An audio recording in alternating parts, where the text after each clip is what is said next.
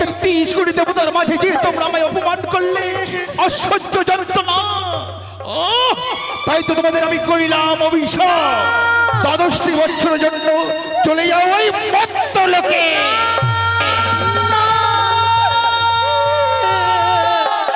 আপনি ক্ষমা করে দিন। ও বলি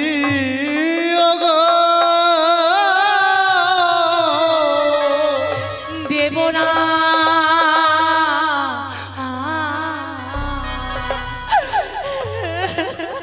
মোদের বিনা দোষে দিলের অভিশাপ। দূর হয়ে যাও।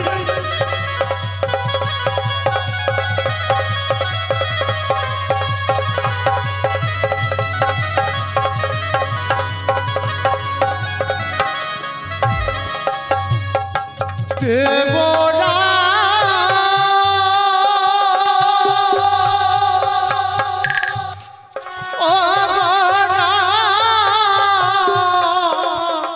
দেবরা দেব না,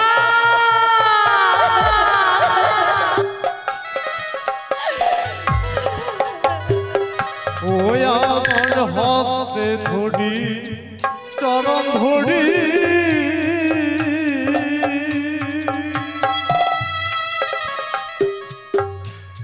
ওই না ক্ষমা, তোমরা ক্ষমার যোগ্য নও। দূর হয়ে যাও। দেব না।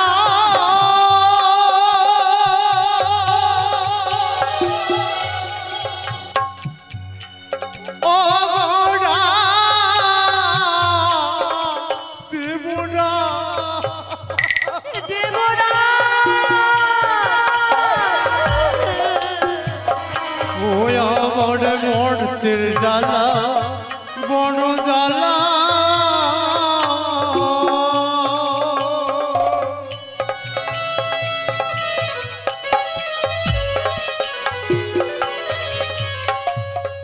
ওই আমরা সহিব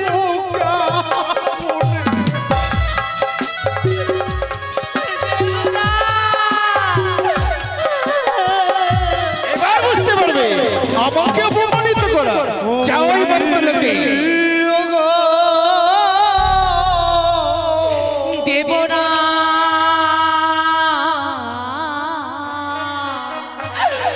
মোদের বিনা দোষে দিলেন নবী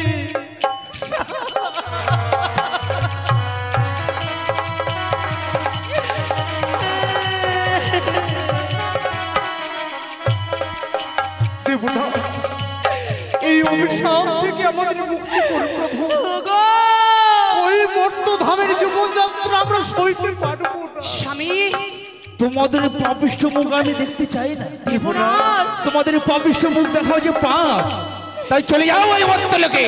ওগো, দেবরাজের মনে পাথর বাসা বেঁধেছে গো। সে পাথর আর কোনোদিন গলবে না। যে বৃক্ষ থেকে একবার সে পুষ্প ঝরে পড়ে যায়, সেই পুষ্প যে দেবতার কাজে লাগে না গো। আমরা সেই রকম ঝরা পুষ্প হয়ে গিয়েছি যে দেবরাজের রাঙা চরণে আর আমরা কোনোদিন কাজে। আমাদের দু চোখ যেদিকে যাবে আমরা সেই দিকে গমন করবো। চলো না গো। পিতা সমতুল্য দেবরাজ আমাদের বলেছে আমাদের মুখ দর্শন করাও নাকি পাপ।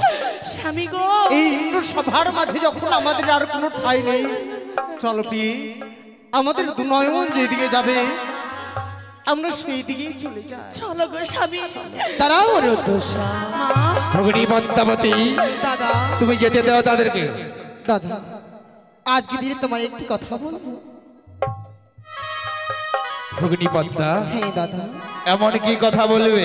জানো দাদা, আজকে একে একে 2-3টি বার যেন নিত্যগীত ভঙ্গ করেছে বলে তাদেরকে তুমি অভিশাপ করেছো। তারা নাকি 12 বৎসরের জন্য যাবে সেই মর্তধামের মুখে। তুমি যদি কিছু না মনে করো, দিতে পারো আমার হাসতে তুলে। আমি আমি নিয়ে যাব দ্বাদশ বৎসরের জন্য সেই মর্তধামের বুকে। ভগ্নী পদ্মা, হে দাদা, এই দুটি জীব তুই মত্ত বুকে নিয়ে গিয়ে কি করবি? এই দুটি জীবকে নিয়ে গিয়ে সেই ধরাধামের বুকে গিয়ে আমি বিশ্বচর্চনে বিশ্বপূজিত হব, আমার লীলাপ্রচার করব। কি বললি ভগ্নী পদ্মা? হে দাদা, এই দুটি জীব নিয়ে গিয়ে মত্ত বুকে তুই লীলা প্রচার করবি? হ্যাঁ হ্যাঁ দাদা, বিশ্ব মাঝে বিশ্ব পূজিত হবে। হ্যাঁ দাদা। আমি এতক্ষণে বুঝতে পারলাম ভগ্নী পদ্মাবতী, কি? যে একে একে তৃতীয়বার নিত্যই তাল ভাঙ্গ হয় শুধু তোরই কারণ। হ্যাঁ দাদা, সত্যই বলিয়াছ তুমি। আমারই ছলনার আশ্রয়ে পরে তারা এক এক করে তিনটি বার নিত্যগীত ভঙ্গ করেছি, ভঙ্গ করেছি, ভঙ্গ করেছি। ছি!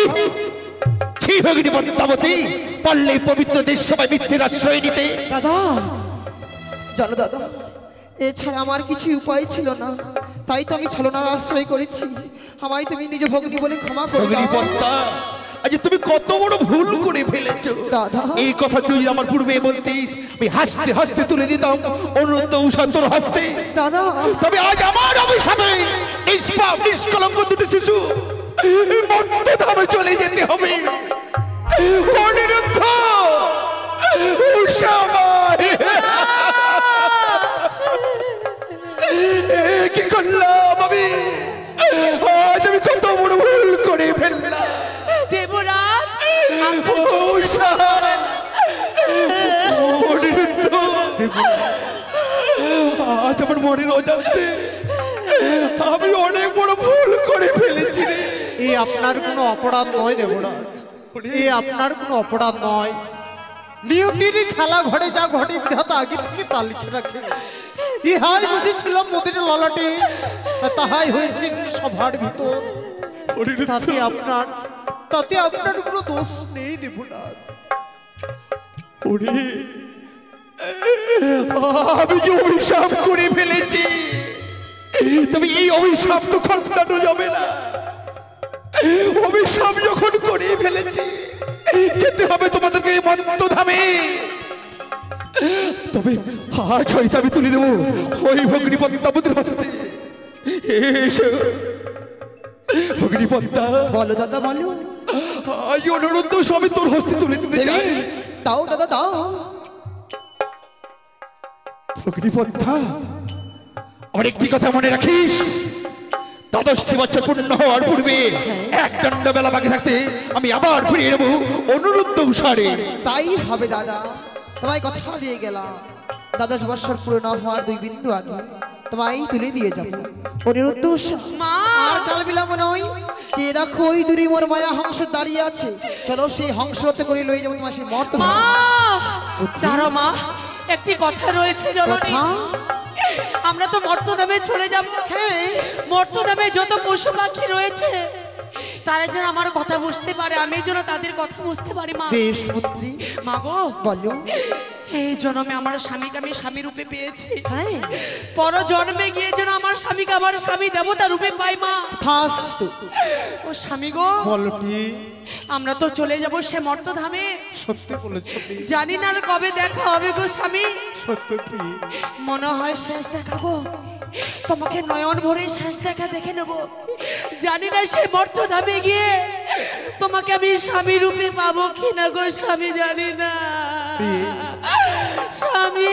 মা যখন কথা দিয়ে ফেলেছে, মা সত্যি সত্যি আমাদের মর্তধামে গিয়ে স্বামী স্ত্রী রূপে জন্ম দেবে বলে প্রিয়ে, এমনি ভাবে তুমি নয়নের জল ফেলো না প্রিয়ে, এই যে হবারই ছিল। জানি না গো, কেন মনে হয় শেষ দেখা। এই আমাদের এই শেষ দেখা, মনে হয় কোনোদিন তোমাকে আর দেখতে পারবো না গো। চলো, আমাদের যে বিদায়ী ধ্বনি বেজে উঠেছে, আমাদের যে বেলা ডুবে গিয়েছে গো, আমাদের ভবনীলা সাঙ্গ হয়েছে, আমাদের যে বিদায় নিতে হবে স্বামী। তবে চলো না প্রিয়ে, স্বামী গো, যে পিতা সমতুল্য দেবরাজ আমাদের ছোট থেকে লালন পালন করে বড় করেছে, যেনার কারণে আমরা প্রধান অফিসারে অফিসারে হয়েছি ইন্দ্র সভায়, স্বামী দেবরাজের চরণে প্রণাম জানিয়ে আমরা শেষ বিদায় নিয়ে নিই।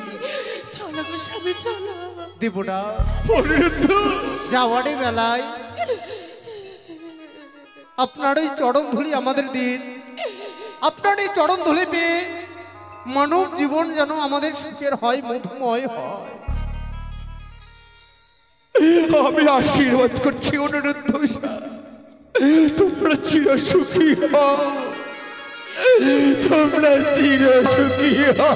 যাওয়ার বেলায় একটি কথা দেবরাজ আমরা বলে যাই, আবার যেন এসে আমরা আপনার চরণ পাই। যাওয়ার বেলায় একটি কথা দেবরাজ আমরা বলে যাই, আবার যেন এসে আমরা আপনার চরণ পাই।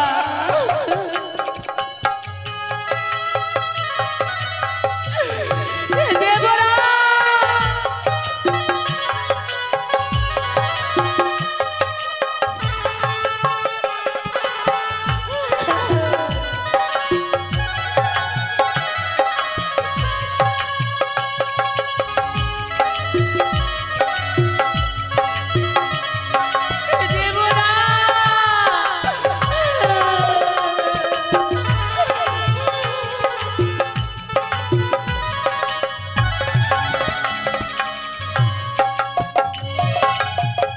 যেদিন আমরা থাকবো না দেবরাজ, মা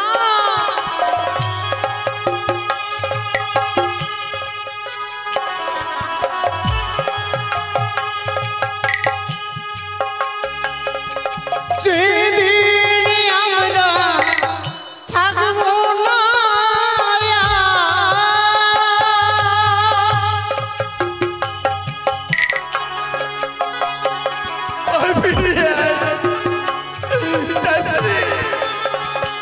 আমার সভা ওই না মাঠে,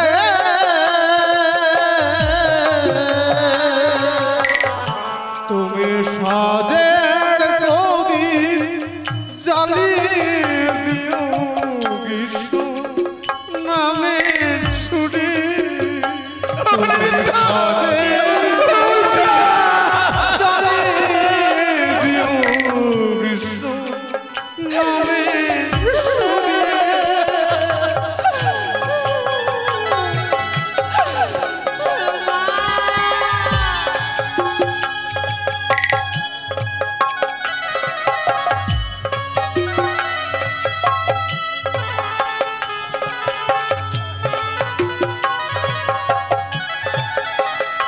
দেবরা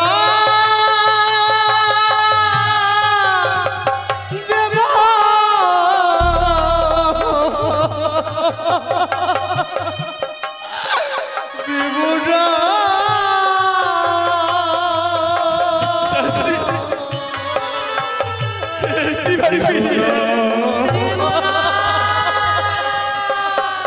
অনিরুদ্ধ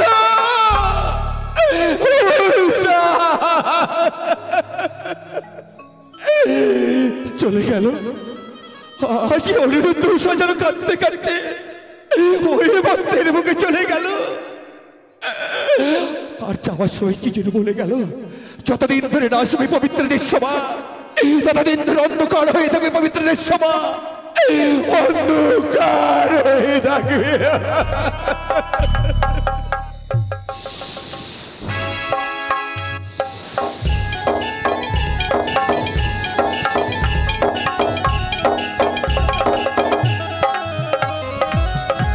তাই তো আজ যেন দিদির কথা মতো গিয়েছিলাম সেই মাঝারে, দিদির কথা মতো জয়ী হয়েছি।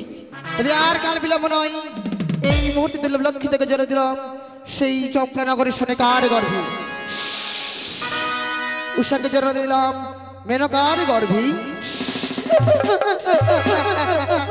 ওই তো আর কাল বিলম্ব নয়, সিজুয়া হইতে দেখবো মর্ত লোকের নিত্য নীলা, মর্ত লোকের নিত্য নীলা।